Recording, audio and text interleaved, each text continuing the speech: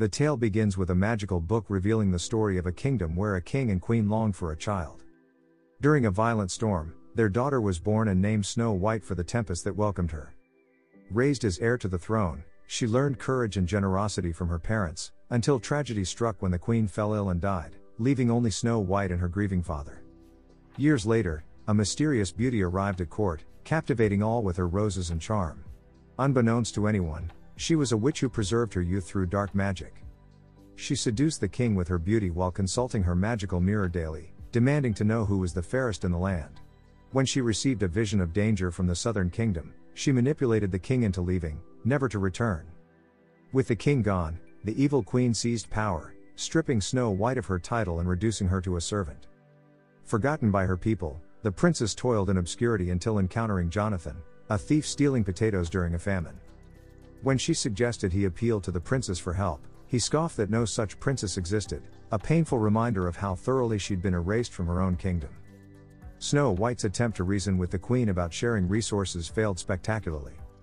When Jonathan was caught, the cruel queen ordered his home burned, only to discover he was homeless, the leader of bandits stealing in the missing king's name. Thrown into the dungeon, he was secretly freed by Snow White, though their escape was interrupted by guards. Meanwhile, the magic mirror delivered a bombshell: Snow White, not the queen, was now the fairest. Enraged, the queen hired a huntsman to murder the princess in the woods.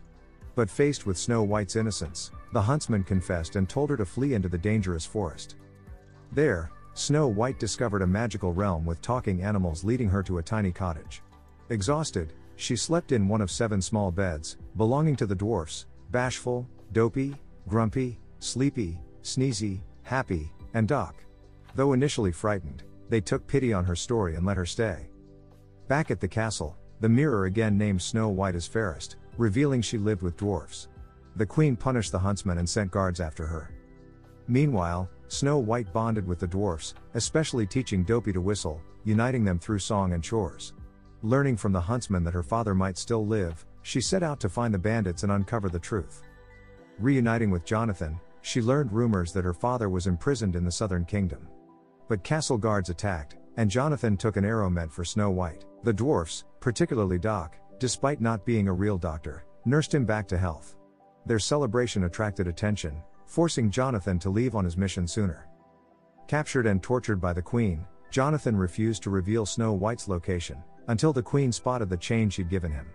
Using dark magic, the queen transformed into an old woman and created a poisoned apple with one antidote: true love's kiss. Her evil bird tracked Snow White to the dwarf's cottage.